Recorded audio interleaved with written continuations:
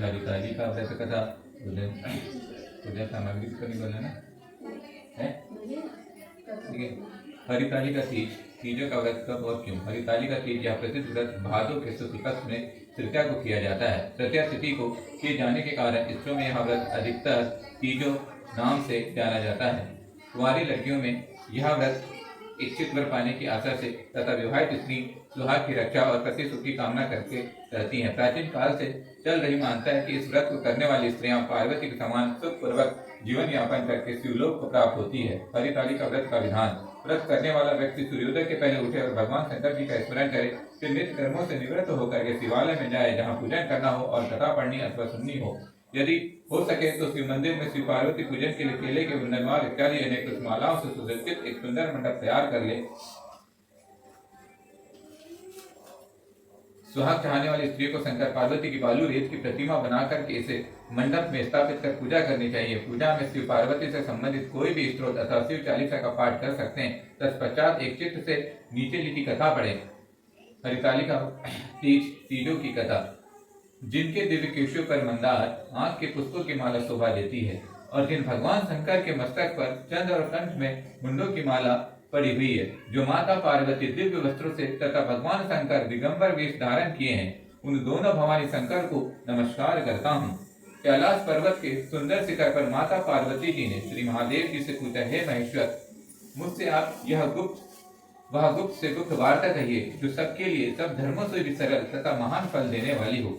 हे नाथ, यदि आप भली भांति प्रसन्न हैं तो आप उसे मेरे सम्मुख प्रकट कीजिए।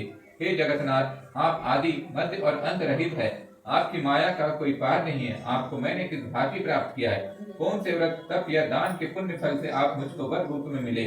श्री महादेव जी बोले, हे देवी, यह सुन, मैं तेरे सम्मुख उस व्रत को कहता हूँ जो परम गुप्त है। जैसे तारों गणों में चंद्रमा और ग्रहों में सूर्य, ब्राह्मणों में ब्राह्मण, देवताओं में वर्णों में ब्राह्मण, देवताओं में गंगा, पुराणों में महाभारत, वेदों में शाम और इंद्रियों में मन श्रेष्ठ है, वैसे ही पुराण और वेद सब में इसका वर्णन आया है, जिसके प्रभाव से तुमको मेरा आगा आसन प्राप्त हुआ है।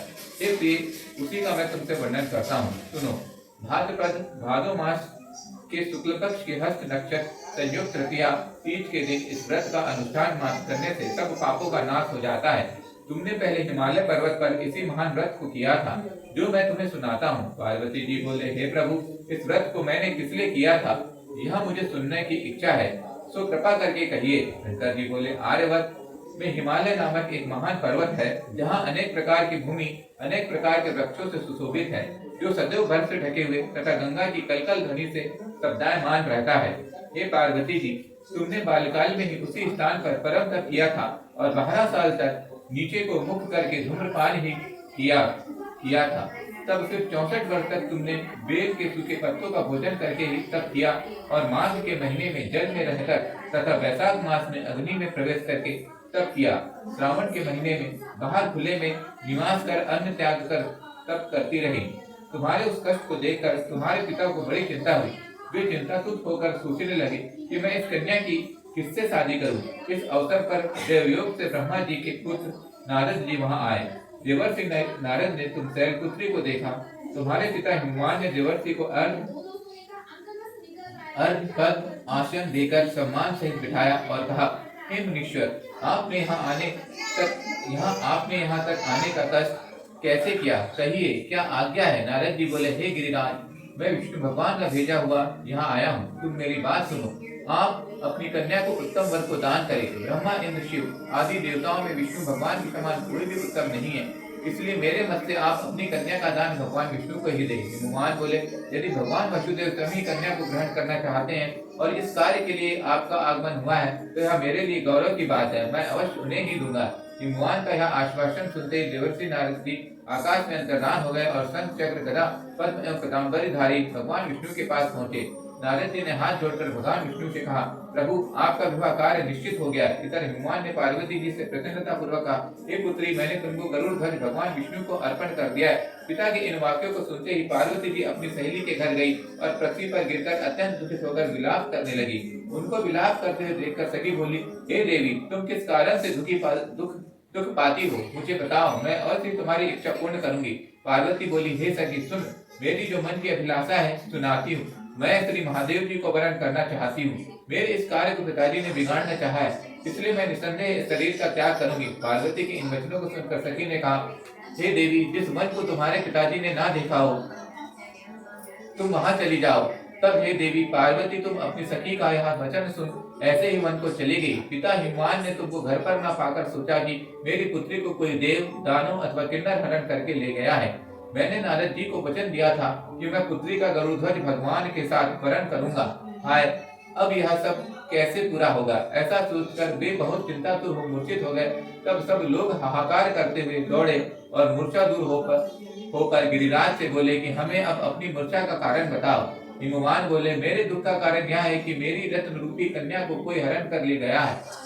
सर्प डस गया अथवा किसी सिंह या व्याघ्र ने मार डाला है। वहां न जाने कहां चली गई या उसे किसी राक्षस ने मार डाला है। इस प्रकार कहकर गिरिराज दुखित होकर ऐसे कांपने लगे जैसे तीव्र वायु की चलने पर कोई वृक्ष कांपता है। तत्पश्चात हे पार्वती, तुम्हें गिरिराज साथियों सहित घने जंगल में ढूंढने निकले। सिंह, व्याघ्र, रीछ आदि हिंसक जंतु कारण वन महाभयानक प्रतीत होता था। तुम भी सखी के साथ भयानक जंगल में घूमते वन में एक नदी के तट पर एक गुफा में पहुंची। उस गुफा में तुम अपनी सखी के साथ प्रवेश कर गई, जहाँ तुम अन्न जल का त्याग करके बालू का लिंग बना करके मेरी आराधना करती रही। उस समय पर भाद्रपद मास की हस्त नक्षत्र युक्त तृतीया के दिन तुमने मेरी विधि विधान से पूजन किया तथा रात्रि को गीत गायन करते हुए जागरण किया। तुम्हारे उस महाव्रत के प्रभाव से मेरा आसन डोलने लगा। मैं उसी स्थान पर आ गया जहाँ तुम और तुम्हारी सखी दोनों थी। मैंने आकर तुमसे कहा, हे वरानने, मैं तुमसे प्रसन्न हूँ, तुम मुझसे वरदान मांगो। तब तुमने कहा कि हे देव, यदि आप मुझसे प्रसन्न हैं तो आप महादेव जी ही मेरे पति हो। मैं तथास्तु ऐसा कहकर कैलाश पर्वत चला गया और तुमने प्रभात होते ही मेरी उस बालू की प्रतिमा को नदी में विसर्जित कर दिया। फिर सुबह तुमने वहां अपनी सखी सहित व्रत का परायण किया। इतने में तुम्हें पिता हिमवान भी तुम्हें ढूंढते उसी घने वन में आ पहुंचे। उस समय उन्होंने नदी के तट पर दो कन्याओं को देखा तो यहाँ तुम्हारे पास आ गए और तुम्हें हृदय से लगाकर रोने लगे और बोले, बेटी, तुम इस सिंह व्याघ्रादि युक्त घने जंगल में क्यों चली आए? तुमने कहा, हे पिता, मैंने पहले ही अपना शरीर शंकर जी को समर्पित कर दिया था, किंतु आपने इसे विपरीत कार्य किया, इसलिए मैं वन में चली आई। ऐसा सुनकर हिमवान ने तुमसे कहा कि मैं तुम्हारी इच्छा के विरुद्ध यह कार्य नहीं करूंगा। तब वे तुम्हें लेकर घर को आए और तुम्हारा विवाह मेरे साथ कर दिया। हे प्रिय, उसी व्रत के प्रभाव से तुमको मेरा अर्ध शासन प्राप्त हुआ है। इस व्रत राज को मैंने अभी तक किसी के सम्मुख वर्णन नहीं किया है। हे देवी, अब मैं तुम्हें यह बताता हूँ कि इस व्रत का यह नाम क्यों पड़ा। तुमको सखी हरण करके ले गई थी, इसलिए हरितारी का नाम पड़ा। पार्वती जी बोली, हे स्वामी, आपने इस व्रत राज का नाम तो बता दिया, किंतु मुझे इसकी विधि एवं फल बताइए कि इसके करने से किस फल की प्राप्ति होती है। तब भगवान शंकर जी बोले, इस स्त्री जाति के अत्युत्तम व्रत की विधि सुनिए। सौभाग्य की इच्छा रखने वाली स्त्रियां इस व्रत को विधि पूर्वक करें। केले के खंभों से मंडप बनाकर उसे बंधन वारों से सुशोभित करें। उसमें विविध रंगों के उत्तम रेशमी वस्त्र की चांदनी ऊपर तान दे। चंदन आदि सुगंधित द्रव्यों का लेपन करके स्त्रियां एकत्र हो शंख भेरी मृदंग आदि बजावे। विधि पूर्वक मंगलाचार करके श्री गौरी शंकर की बालू निर्मित प्रतिमा स्थापित करे। फिर भगवान शिव पार्वती जी का गंध धूप पुष्प आदि से विधि पूर्वक पूजन करे। अनेकों नैवेद्यों का भोग लगावे और रात्रि को जागरण करे। नारियल, सुपारी, जमारी, नींबू, लौंग, अनार, नारंगी आदि ऋतु फलों तथा फूलों को एकत्रित करके धूप दीप आदि से पूजन करके कहें, बोल सकते हैं, हे कल्याण स्वरूप शिव, हे मंगल रूप शिव, हे मंगल रूप महेश्वरी, हे शिवे, सब कामनाओं को देने वाली देवी कल्याण रूप, तुम्हें नमस्कार है। कल्याण माता पार्वती, हम तुम्हें नमस्कार करते हैं। भगवान शंकर जी को सदैव नमस्कार करते हैं। हे ब्रह्म रूपिणी जगत का पालन करने वाली माँ, आपको नमस्कार है। हे सिंहवाहिनी, मैं संसारिक भय से व्याकुल हूँ, तुम मेरी रक्षा करो। हे महेश्वरी, मैंने इस अभिलाषा से आपका पूजन किया है। हे पार्वती माता, आप मेरे ऊपर प्रसन्न होकर मुझे सुख और सौभाग्य प्रदान कीजिए। इस प्रकार के शब्दों द्वारा उमा सहित शंकर जी का पूजन करें। विधि पूर्वक कथा सुनकर गौ, वस्त्र, आभूषण आदि ब्राह्मणों को दान करें। इस प्रकार से व्रत करने वाले के सभी पाप नष्ट हो जाते हैं।